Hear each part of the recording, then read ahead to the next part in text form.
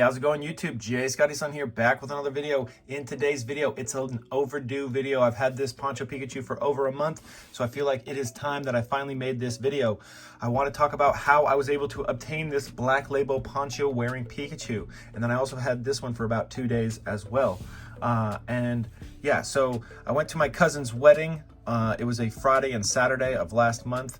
Actually 2 months now, because we're here in May. My cousin's wedding was in March. So 2 months now that I've had this Poncho Pikachu. I went to his wedding Friday and Saturday, and while at the wedding, I was getting messages because there was a card convention in my local town, and I was getting messages from other vendors saying, hey, there's this guy with ponchos coming around. He's got 10 ponchos, and they were sending me pictures, and I was like, well, I'm at a wedding. There's nothing much I can do from here. But I did plan on going to the convention on the Sunday because it was a 3-day long convention.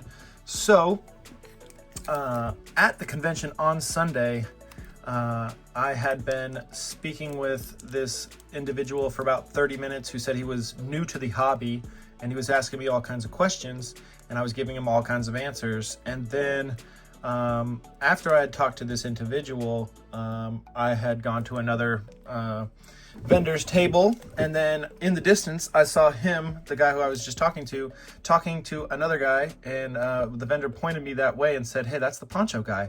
And I go, no way, I was just talking to the guy who's talking to him for the past half hour. So I went over there, and it seems like they were working out a deal for the ponchos.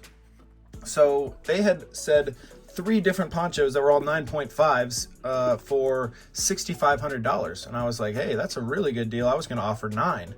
But they had already shook hands. So the buyer, I straight up offered him 9 grand. So a $2,500 come up in less than a minute. And he declined because he said he's a new collector. He's new to the scene, and he wouldn't be much of a collector if he just sold like one of the first things that he was buying. And I said, I totally appreciate that. But then the seller said, hey, would you like this for 20 grand? Because he's not able to afford this item. And I said, well, the past 3 sales for this have been around 15 grand, so I can't be offering you 20.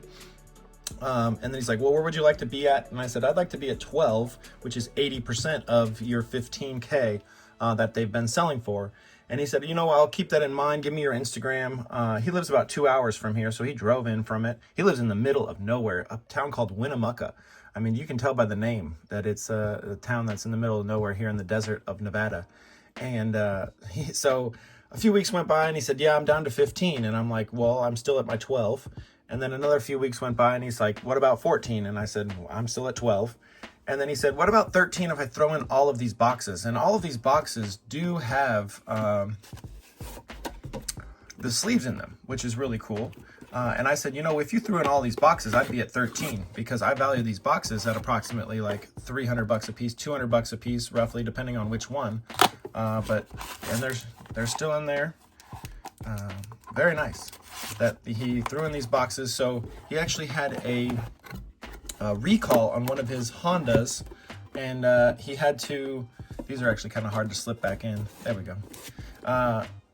On one of his on his Honda, so he had to bring it into town here and get the recall worked on, and he had the chauffeur service bring him over to my house, which is about 20 minutes away. I'm like 20 minutes out of the downtown area, and he came here with this card and sold it to me for $13,000 along with the boxes, so roughly around $12,000 is what I got this card for.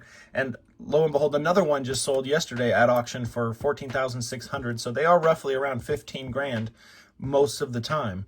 And I have gotten offers for it for 15 grand, and I've declined them because I do feel like this card, there's only 7 in the world. And I am lucky enough to be one of the people that have one of them. I'm sure there's somebody out there with 2, or maybe even 3. But I was able to pick this one up from the guy who bought all the other ones. So he reached out to me and said that he's moving to Japan and he's trying to downsize, and he doesn't have the other Rayquaza that went with it.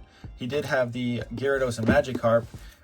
So I traded him a full Neo Discovery Holo PSA 9 set, which is 17 holos, the best one being Umbreon, of course, plus $400 for this card. And then I listed it on eBay, and it already sold. So this card already sold I only had it for 2 days and it's gone. But this one, I'm glad I've had it for at least a month, and I plan on having it for a little bit longer because the lowest listed one is mine on eBay. I have it listed for $18,000. And the next lowest one is 25K, so it's a big jump, and it only has a single photograph, whereas mine has, you know, I think the maximum of 24 photos. It's close to that. But that's going to be it for today's video. Let me know down in the comments, do you think I got a good deal? This is the most expensive card I've ever purchased by 4 times the amount of the next card. I think the next card is the first edition Charizard for $3 grand, so this was 12, so 4 times more expensive than my most expensive single card purchase ever. But it is a beauty, and it does deserve the 10 here. Like, I've seen some black labels not be perfectly centered. This one definitely is. But that's it for today's video. Have a great day. Later.